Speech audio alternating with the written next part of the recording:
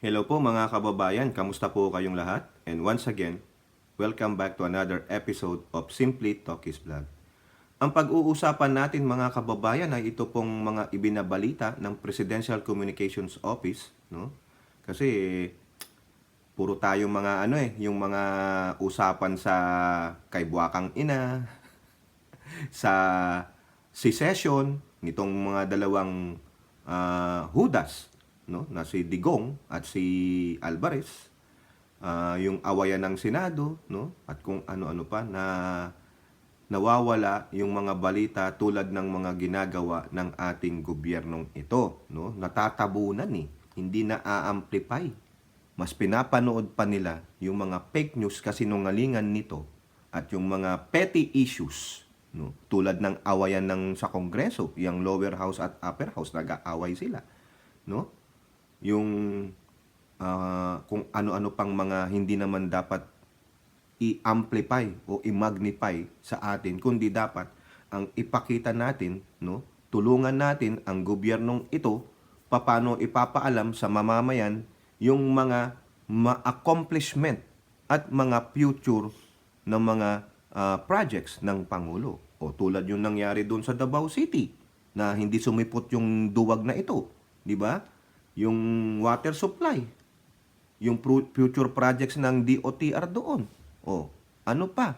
Yung pagtulong ng pamahalaan sa mga nasalanta ng landslide diyan po sa Davao. Davao de Oro ba yun? No? Ang ganda eh. At ano pang mga tulong tulad ng DPWH, yung Love for All ni FL Lisa, si Ninang. O hindi po yun na ipapalabas maigi. Hindi natin natutuunan ng pansin. Minsan puro chismis na rin tayo, Marites. At also, natatabunan din yung issue sa West Philippine Sea. May mga latest kaganapan po. No, bumibira na naman ang mga inchik. Lalagyan natin ng content yan, no, para maipabalita sa inyo ano naman ang ginagawa ng ating gobyerno, ng ating DND, AFP, PCG, diyan po sa ating West Philippine Sea. Hindi po yun tungkol na lang lahat ng balita na kay Digong na gustong ihiwalay ang Mindanao sa Pilipinas, no? Pang sariling interest, no? Ito po, ito maski na konti lang makapanood nito, at least nandiyan po sa YouTube makita nyo kung ano po yung magandang mga proyekto at plano, no? Yung mga natapos na, no? Yung mga napulpil na ng mga proyekto ng gobyernong Marcos. Pero bago po tayo magpatuloy, tayo po ay magbibigay pugay at pasalamat sa lahat ng ating channel members, followers, subscribers at nagla-like at nagsishare ng ating videos. Ganun din po sa nagsishare ng kanilang mga blessings through super chat, super stickers, super thanks. God bless you all. And doon po sa mga bashers, God bless na rin po, no? Ito po, unahin natin, napakagandang balita nito, no? Remember, nakailang foreign trips ang ating Pangulo, no? Kung anong klaseng trip man yan, yung ginawa niya, whether yung sa mga ASEAN, state visit, working visit, no, na imbitahan naman po ang Pangulo, hindi naman siya pumupunta doon ng walang invitation, no, at kung kinakailangan tulad nung sa ASEAN kasi member state tayo, nakakapag-uwi po siya ng mga foreign investment pledges, yung mga MOU or MOA, no. MOU means Memorandum of Understanding or Memorandum of Agreement, no. Sa tuwing uwi niya, how many billions of pesos or trillions of pesos sometimes yung mga naipipledge. So, eto po ang latest dyan sa mga investments na yon. Kunin na lang nanin po natin sa Manila Bulletin. $14 billion. Remember, hindi po pesos. $14 billion. So i-times 50 nyo na lang. So, that is about what? 70? Tama po ba? 70 billion ba yan? O, tama, correct nyo na lang ako. Nahirapan ako sa math, no? Yung mga magagaling dyan. 7 trillion? Ganon? I don't know. No? From PBBM's foreign trips implemented, operational. O, kita nyo na? Past tense na. Implemented na. Operational na. Nagaganap na. Ibig sabihin, pag yan ay nagaganap na, o ano na naman yan, dumagdag sa ekonomiya ng bansa at malamang dumagdag po yan sa mga trabaho ng ating mga kababayan. Ito po ang hindi ibinabalita nitong mga nega, no, ng mga vlogger influencer. Ayaw nilang ibalita yan. Ang gusto nila, siraan ang administrasyon. Paninira eh. Paninira sana kung may ebidensya eh. Wala eh. Fake news. F-A-K-E. Fake. Tulad na lang nung nasa background niya. Peke. Hindi niya mapakita kung nasaan talaga siya. Kasi, woman on the run. May kaso. Di ba? Tapos meron pa magsasabing, solid maharlikan ako, gago. Solid fake news ka. Ito po sabi. The PCO said President Marcos' overseas trip have been pivotal in generating serious investment interest in the Philippines, noting that 46 projects, worth $14.2 billion have already started operating, completed registration, or commenced implementation. Ayan. Citing a report from the Department of Trade and Industry, the PCO said that as of December 2023, there were 72.2 billion in investment at different stages, comprising 148 projects.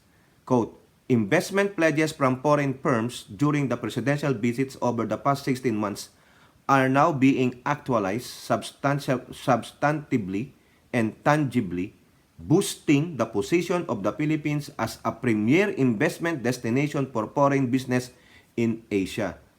The President visited key countries including introducing to specific investor communities his overall vision and policy direction of opening up the country to more foreign investments, including implementing game-changing legislation under his term. Based on the DTI report, $14.2 billion or 20% of the total pledges have already actualized. It means, yung actualized daw, it means these projects are either already operating or have successfully registered with the DTI's investment promotion agencies. Some have already commenced implementation or have spent financial and staff resources to undertake specific, tangible steps to implement the project. This investment span various sectors such as manufacturing, information technology, and business process management o yung IT-BPM, renewable energy, infrastructure, transport, and logistic, agricultural, and retail.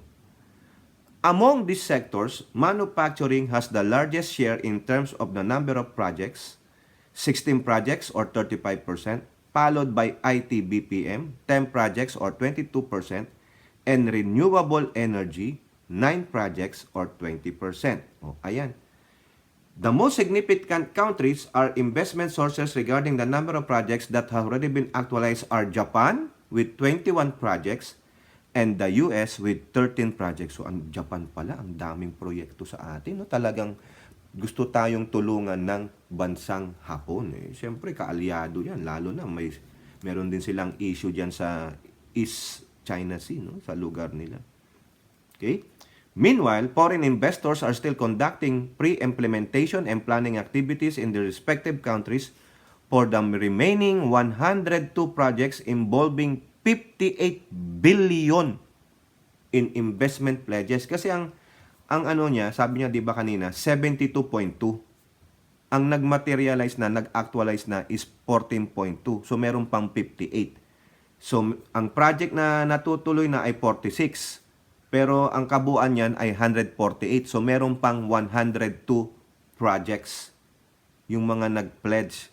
So kaya nga po, ang gusto ng Pangulo ay i-amend yung economic provision para tuluyan na hindi na magdalawang isip pa itong mga investor na nag-pledge na ituloy na, no? Ipulpil na yung kanilang pledge. Wag nang magpatumpik-tumpik pa. 58 billion, malaki yan mga kababayan, no?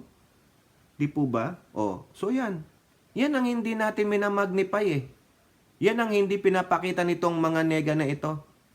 Na Sasabihin nila, ay, pledges lang yan, kunwari lang yan, hindi naman matutuloy yan, ganito, chenis lang yan. O ayan, sinabi na ng DTI, ni-report ng PCO. Bakit hindi nyo rin i-report? Kayo nagsasabi ng negativity. Di po ba? O, ang ganda niyan. O sana naman, no? Wag nang mag-away-away itong Congress na ito. Kayo diyan sa Senado, magtrabaho din kayo.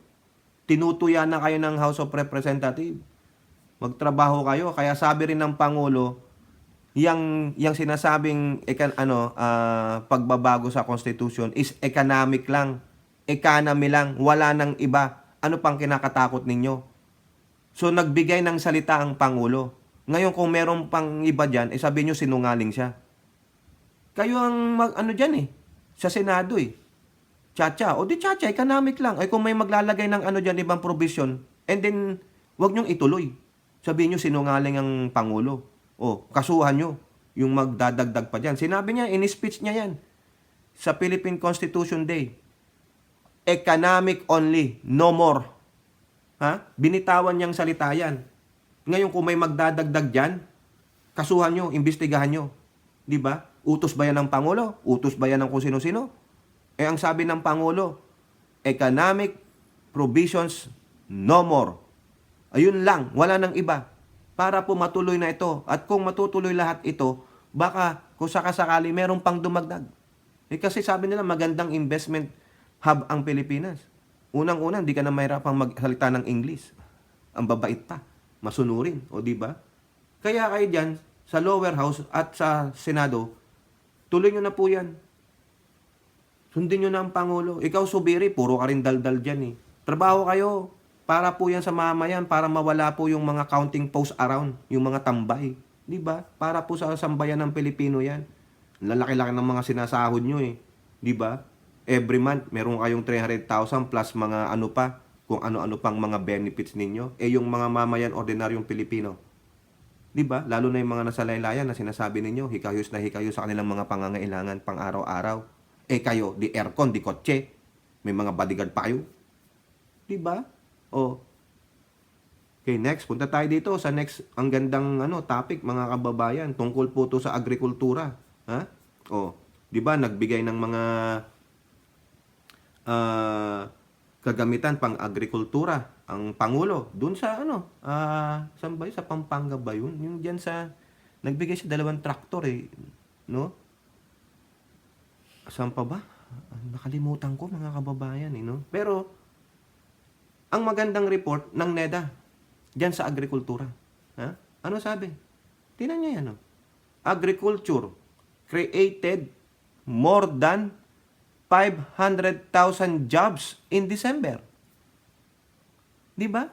Tinutuunan ng pamalang ito ang mga magsasaka, ang sektor ng agrikultura. Tapos sasabihin nyo, niloloko lang kayo ng Pangulo, lalong-lalo na ito. Kasi hindi nila binabasa. Nakapalo din naman sila sa Pangulo, nakapalo din naman siguro sila sa PCO, pero they are ignoring this. Diba? Ayaw nilang ipakita, ang pinapakita nila sa inyo, walang ebidensya, ay puro kasinungalingan, puro fake news. Ito may ebidensya tayo. Sila, ano ang ebidensya nung pinagsasabi nila? Bunganga lang nito. Tapos pinaniniwalaan pa siya. Tanga-tanga talaga yung mga naniniwala dyan. No? Ayan bakit nasabi yan ng NEDA? Eto.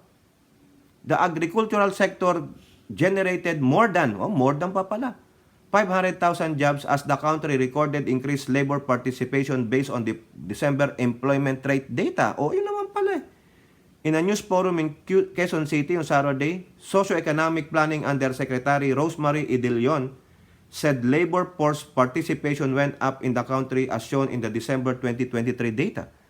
Quote, yung pinakamalaking job creation ay sa industry, almost 900,000 po yung sa industry, followed by agriculture, mga lagpas 500,000. Ayan. Hindi lang pala sa agriculture, kundi sa industry. Kung ano man yung industry na yon, 900,000, almost a million. Pagsamahin nyo to combine, 1.4 million. Di ba? And then, yung sa services, mga 100,000. Hindi lang pala agrikultura, pero in-emphasize natin ang agriculture. Ibig sabihin, bumabalik ulit yung sigla sa pag-agrikultura, sa pagsasaka. Kasi bakit? tinutuunan, binubuhusan ng tulong ng gobyerno. Kung mapapanood na lang yung mga pinupuntahang mga events ng Pangulo diyan sa agrikultura, namimigay sila ng mga makabagong mga kagamitan, mga palay, mga binhi, mga fertilizer. At mind you, you have a very good, intelligent DA Secretary sa pamamagitan ni Secretary Francisco Chuy Laurel. Mahusay. O di ba? Hindi naman po ako sumisip-sip. Hindi naman po ako bayaran yan eh. O, hindi ko po kilala yan. O, pero inappoint po siya ng Pangulo. O, so therefore, pagkatiwalaan natin. Pag pumalpak, batikusin natin. Yan yun. O, so far wala eh. Diba? Nakita nyo? 500,000 ang pumasok sa labor force ng agriculture. Kasi bakit? Nabigyan sila ng pagkakataon. Napansin po sila. Ayan. Diba sabi ng Pangulo, sa bagong Pilipinas, walang magugutom. Yan po yan. Oh. So this is exactly the kind of profile na we want na mas marami talaga yung manggagaling sa industry. According to the Philippine Statistics Agency, December 2023 Labor Force Survey, the agriculture and industry sectors, siguro itong industry sectors, manufacturing. No? Di ba? Yun lang. Itama nyo ako, mali ako. No? Isa sa mga nakikita ko yung industry. Accounted for 24.4% and 18.3% of the employed persons respectively. Agriculture and forestry are the top 5 subsectors in terms of annual increase in the number of employed persons in December 2023, accounting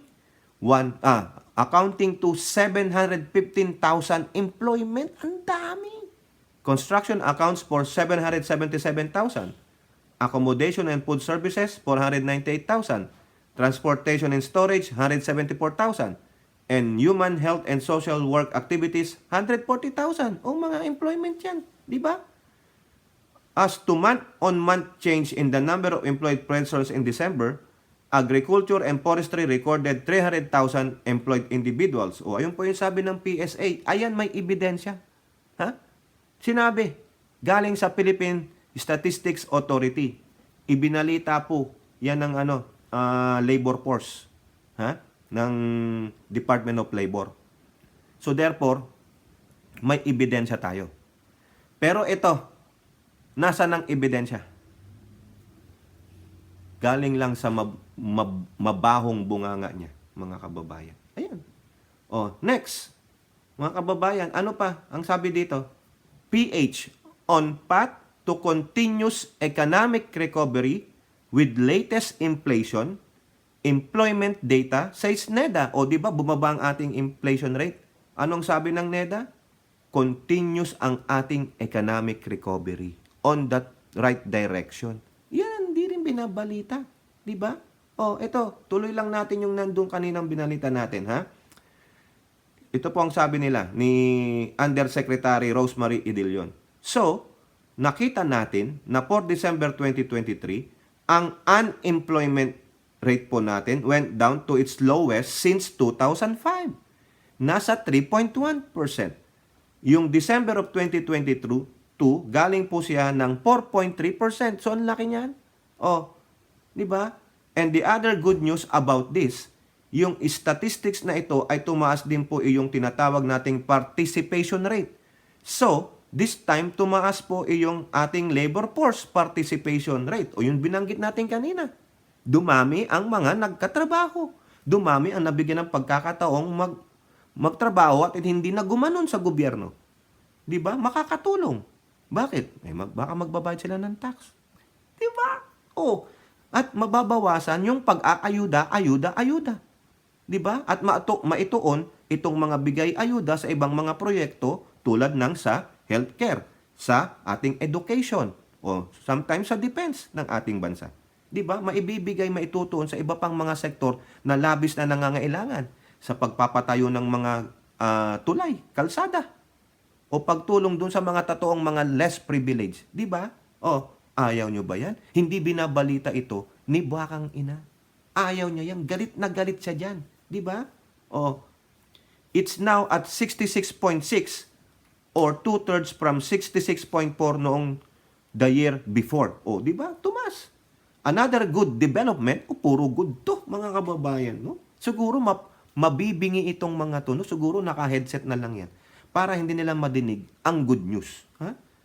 Another good development was the job creation in the industrial sector. Almost 900,000. O, yan na po, sinabi na natin to kanina. O, di ba? Napakaganda. O, eto pa. The latest data on inflation is also good. According to the NEDA. That's another piece of good news po. Actually po, patuloy naman yung pagbaba ng inflation natin so that in January of this year, 2.8% na po ang ating inflation. Ayan. So talaga pong pababa ang ating trend. And actually, almost sectors po nag-decline yung inflation natin. Ang isa lang medyo sticky yung rice. Ayan. And it's really because ang taas ng bilihin ng palay noong fourth quarter of last year. Correct. Hindi natin po maano yan kasi depende po yan sa dikta ng merkado. At sana, hindi po sa dikta ng kartel ng mga walang hiya. O di po ba? Now, sa usapin po ng bigas, mga kababayan, yung sinasabi nilang napakataas nga naman kasi ng palay, ang projection nga ng DA, ang importasyon po ng bigas ay kukuha sila ng 3.9 metric tons. Totoo po yan, di po ako magsinungaling. Di ko lang po na-save yung article nabasa ko po. 3.9% or better yet, i-correct nyo ako, no? Pabulaanan yung sinasabi ko na mag-aangkat po ang DA ng 3.9. Hindi na yung tulad ng napakalaki-laki, no? Metric tons. And then, usaping bigas pa rin, ito po yung napakarimari-marim naman na balita na tungkol, ni-research po ng United States Department of Agriculture. Dito po, yung USDA. Sa balita ng Manila Bulletin, USDA, Filipinos, rice consumption expected to rise anew. Ay naku, dadami daw ang pagkain nyo ng kanin. Wag naman. No? Kasi carbs po yan. Pag yung carbs hindi na burn, tulad ko, turn to sugar. Eh ano mangyari? Pag na-accumulate ang sugar, maging diabetic po tayo. Wag naman. Siguro dalawang ano lang ng yung maliit na mangkok. Pwede na yon. And share. Wag yung isang kaldero sa'yo, isang kaldero sa'yo. Bakit po ganyan ang sinabi ng USDA? Marami na namang magsasabi dyan. Walang yan naman. Amerika na naman yan eh. Ano yan eh? Pakialamero yan. Hindi, research lang naman nila yan. Study lang nila yan. Pagbigyan nyo na. Di ba? Wag naman masyado kayong nega. Pakinggan nyo lang kung bakit nila nasabi ito. Filipinos are projected to up their rice intake this year, solidifying the country's rank as the 6th largest consumer of this grain worldwide. The latest report from the United States Department of Agriculture indicated. Kasi ito naman ang staple food natin eh. Ang mga puti ba? Ano ba staple food? Potato. Kaya sila, baka tataas din ang pagkain nyo ng potato. Ganun-ganun lang yan. Di ba? According to the USDA Grain, World Markets and Trade Report, it is projected that Filipinos will consume a record 16.5 million metric tons of rice in 2024. Kinakain na. Sana nababasa ito ni DA Secretary Chuy Laurel, no? Pero ang sabi ng Pangulo, i-up ang production ng palay, yung harvest. Kasi ito po, March and April, harvest time. At ang sabi rin ng DA, yung supply natin ng bigas is good for half of this year. Yung half, mula January to June, meron tayo. Now, itong June and to August ba yan? O September, tag-ulan yan. No? Kaya nga sabi ng DA, they're planning to import 3.9 metric tons based on their study. Ayan. Saka meron po tayong partnership na agreement sa Vietnam. Di ba? Nung pumunta ang Pangulo sa Vietnam, sila dyan. Ganda, di ba? Na-take care na tayo. Pagdating dyan sa bigas, ito pong inuulat ng USDA is just informing us na ito, pero hindi naman siguro magkakatotoo yan. Di ba? Yan lang. Study lang. No? It may happen or not. Kasi hindi pa naman tapos ang 2024. Di ba? Nasa First quarter pa lang tayo. Hindi pa nga tapos ang February. Hindi pa dumarating ang 14. Masaya ang lahat pagdating ng February 14. Except dito sa mga yot-to at gangti-gangti. Di ba? A 3% increase from that 16 million metric tons consumed in 2023. Ayan lang pala. 0.5 lang pala ang in-increase. Wala yan. 0.5 lang pa. Kayang-kaya yan. Tiwala po ako sa Marcos administration. Kayang-kaya yan sagutin ni DA Secretary Francisco Chuy Laurel. Yan. Sek galingan mo. Binibuild up na kita dito. Huwag mo akong pahiyain. Yari tayo pag hindi mo na pag lalo tayong napasama sa agrikultura, yari tayo, Sek. Babash tayo ng mga basher nito. This translates to an average of 151.3 kilos of rice per Filipino annually. Okay. With higher consumption, the USDA has revised its estimate for the Philippines rice import. Okay. The largest production now stands at 3.9. Ayun naman pala. Yun. Baka ito nga yung i-import, no? Stands at 3.9 million metric tons this year, surpassing the previous estimate of 3.8 million metric tons. Okay, so siguro ito, taking from the queue of USDA, ayan po, Secretary Chuy, ayan, 3.9 daw. Ay, okay lang, kayang-kaya yan ni Sek. Kaya mo yan, Sek. Ipagdadasal ko, no? Hindi ako magdadasal dito sa boss ni Pentaning. Doon tayo magdadasal sa totoong Diyos, hindi po kay appointed son of God. Na masurpass natin to, makuha natin tong 3.9 metric tons, no? Hindi na tayo i-import. No? Massive production. Di ba? Natutuwa lang ako mga kababayan, no? Biruin nyo, binabalita na to kasi nga gumaganda ang ating agrikultura. Talagang sinusuportahan. The Philippines remain the world's top importer of rice. Oo nga. Takaw tayo sa rice. Tingnan nyo ako. Nagka-diabetic. Tatakaw sa rice. Di ba? Wala Accounting for 25.7% of the global import requirements in 2024. The country is also expected to continue to surpass China, the world's second most populous nation in rice imports, which is expected to import only 2.3 million metric tons. Global consumption is up with more imports for Indonesia and the Philippines. Okay. Okay lang yan. Wala namang problema dyan. Diba? Yan po. At least medyo hindi maganda kasi mapapadami tayo ng rice. Kasi nga, only rice Diba merong nga nagsasuggest dyan na senador, sino ba yun? Itigil na daw yung only rice.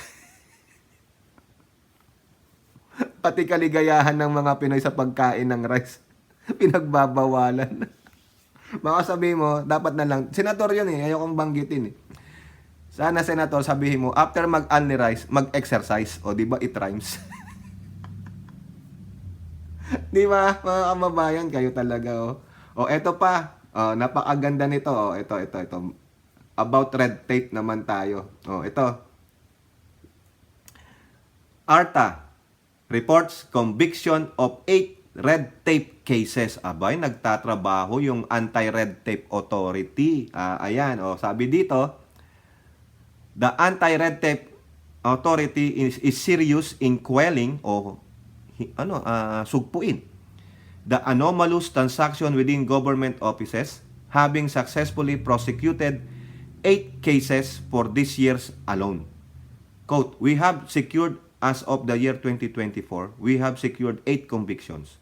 Those cases have already been dismissed because ang mandato po ng ARTA, after the investigation, we file it either to the Civil Service Commission or to the Office of the Ombudsman. Ayan po yung sabi ni Secretary Ernesto Perez ng ARTA. Of the 8 cases that secured conviction, 5 were from the LTO. Ay! LTO!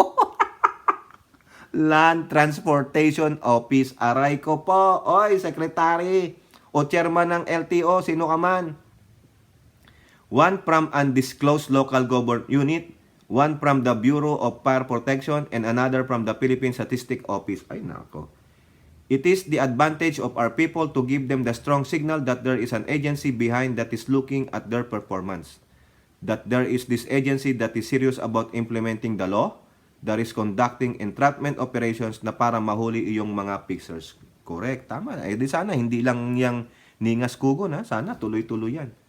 Perez further encouraged the public to lodge complaints against offices and public servants who they think hinders the implementation of the ease of doing business. Eh ang problema, paano mo i-report yung mga ma-influensyang mga tao?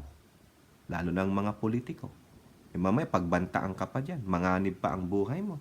Kaya nga yung iba, O, diba? O. Kaya maganda yan, at least nagtatrabaho itong anti-red tape. Eh sana hindi ningas kugot.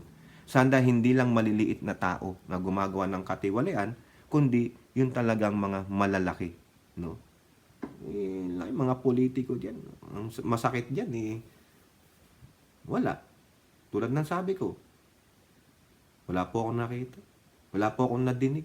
Di ko po alam yan.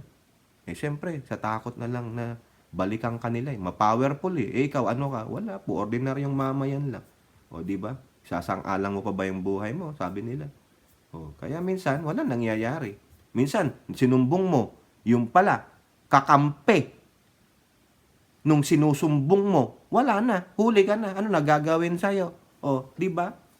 Ganun eh. Kaya yung iba, wala na po. Wala po. Pipit, bingi po kami.